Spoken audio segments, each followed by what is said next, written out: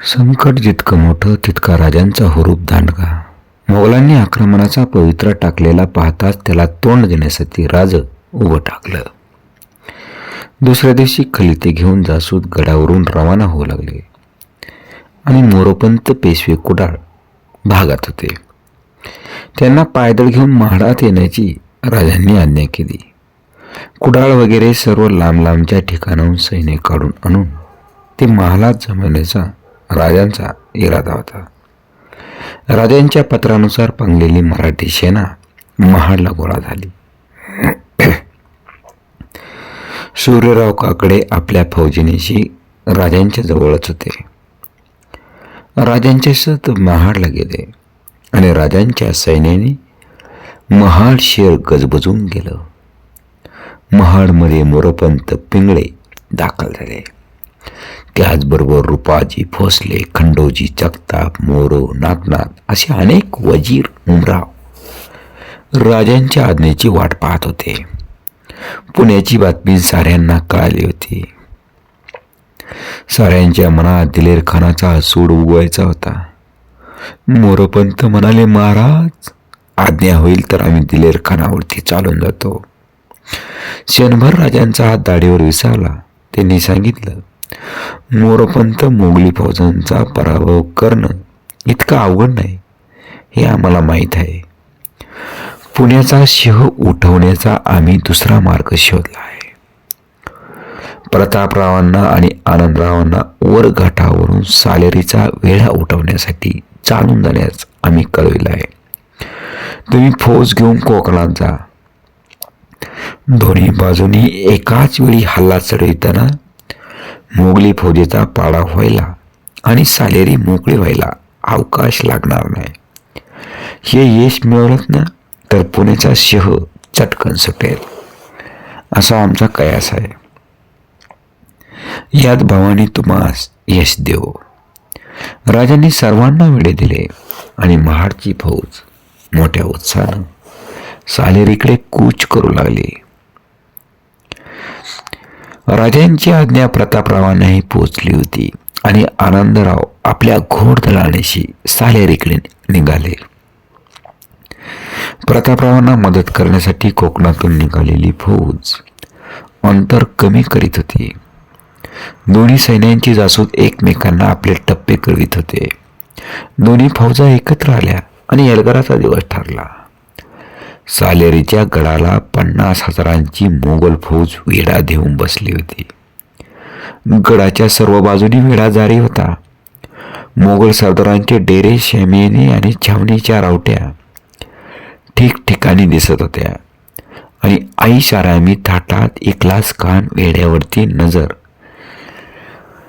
ठेवून होता. त्याच्याबरोबर मोहकम सिंग चंदावत, अमर सिंह चंदावत यासारखे अनेक मोठमोठे सरदार होते. शाही थाटात ऐषारामात हा वेढा चालू होता.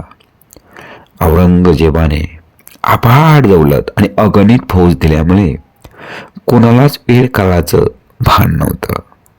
राजांचे हेर वेढा आजमावून परतले. दबा धरलेल्या सर्व मराठी फौजांना प्रतापरावांनी हुकूम दिले. रात्र सरली, सूर्य उगवला आणि सालेरचा मराठी किल्लेदार गडावरून नजर फिरवित होता. दृश्य नेहमीच होतं आणि आता थोड्याच वेळाने वेढातून तोफा डागल्या जाणार होत्या. एखादी तुकडी गडाला भिडणार होती आणि गडावरून तोफा डागल्या की परत वेढ्यात परतणार होती. दिवसातून 2-3 वेळा हे होणार होतं. सूर्य मावळणार होता आणि काळजीची रात्र परतणार होती. किल्लेदाराला हे नित्याचं झालं होतं आणि ठरल्याप्रमाणे तो तटावरून फिरत होता. पहारो बदलीत होता. हे किती दिवस चालणार हे त्याला माहीत नव्हतं. जीवाची खंत नव्हती तरी तो विचार तरी कशाला करीन. आणि मोगली छावणी सकाळच्या उन्हात आळस झाडीत होती. घोड्याच्या खिंकाळण्याने, हत्तीच्या चित्करण्याने छावणी पुरी जागी झाली. इखलास खान वेड्याचा बेत ठरविण्यात मग्न झाला होता. अचानक शिंगाचा आवाज उठला. इखलास खान कांट करून ऐकू लागला. छावणी दुसऱ्या क्षणी गडबड उडाली आणि इखलास खानच्या डेऱ्यात जासूद घुसला. कोर्निसात करून म्हणाला, खानसाहेब मरगट्टे आगाई. खानाचा कानावर विश्वास बसेना. मराठे आले.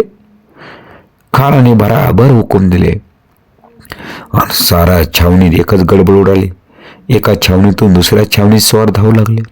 हातीवर हावदे चढले, घोड्यावर खोगिरे चढवले गेले आणि इखलास खान चिलकत घालून हत्तीवर बसला. सारी फौज तयार होत असता त्यांना मराठे दिसले. इखलास खानाने आवेशाने हुकूम दिला. मोगल फौज मराठ्यांना भिडली आणि त्याचवेळी वेड्याच्या दुसऱ्या बाजूने मराठे उतरले. घनघोर युद्धाला सुरुवात झाली. हर हर महादेवच्या गर्जनेने सालेरीचा परिसर घुमला.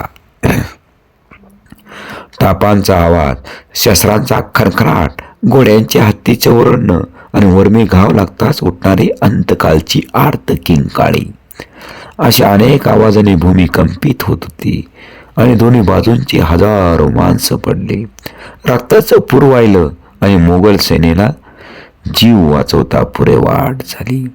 मोरापंत, आनंदराव, प्रतापराव वगैरे उमरावांनी शिकस्त केली आणि या विजयात मराठ्यांना 6,000 घोडे, 100वर हत्ती, 1000 उंट मिळाले. लक्षावधी रुपयांचे जडजेवार, मालमत्ता, खजिना हाती आला.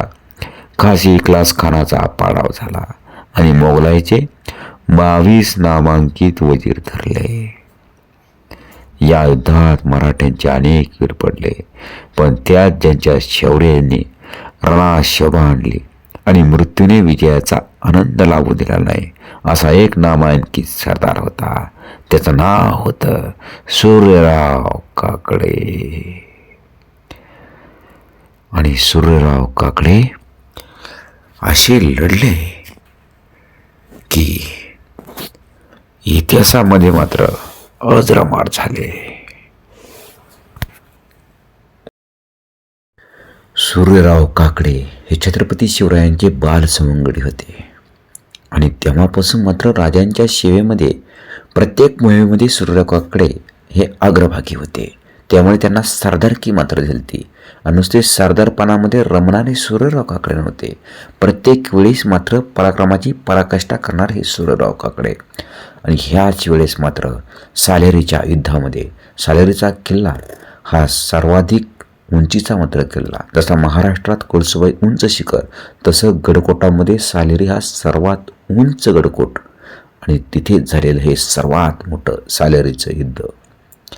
प्रतापराव, आनंदराव यांनी जरूर मात्र पराक्रम केला, पण सूर्यराव काकडेंनी 100 जणांचे मात्र मोगलांचे मात्र मुंडके उडवले. बराबर आणि तलवार चालवण्यामध्ये आणि भालाफेक करण्यामध्ये सूर्यराव काकडे मात्र निष्णात होते. परंतु एक तोफेचा गोळा मात्र सूर्यराव काकडे यांना लागला आणि तिथेच मात्र त्यांचा देह मात्र पडला. परंतु ह्या सालेरीच्या युद्धामध्ये सूर्यराव काकडे हे इतिहासामध्ये सुवर्ण अक्षराने लिहून ठेवून खऱ्या अर्थाने अजरामर झाले. त्यांची तिथे एक मात्र शिलालेख आहे, चंद्र आणि सूर्य हे त्यावरती कोरले. जोपर्यंत चंद्र आणि सूर्य आहे तोपर्यंत मात्र त्यांचं नाव मात्र इतिहासामध्ये राहील. अशा प्रकारचा शिलालेख कोरला गेला. काही असो, परंतु इतिहासामध्ये अजरामर झालेलं हे एक सोनेरी पान आणि ते म्हणजे सूर्यराव काकडे. ज्यावेळी छत्रपती शिवरायांना ही बातमी समजली, सूर्यराव काकडे रणांगणावरती कामी आले. छत्रपती शिवरायांना आनंद तर झालता, सालेरी आली, परंतु दुःख बी झालं. आपला बालसवंगडी मात्र गेला, कायमचा गेला. आणि मग मात्र त्यांना छत्रपती शिवरायांनी मात्र मानाचा मुद्रा केला. अशी होते मावळे आणि असे होते छत्रपती शिवराय. जय भवानी, जय शिवराय.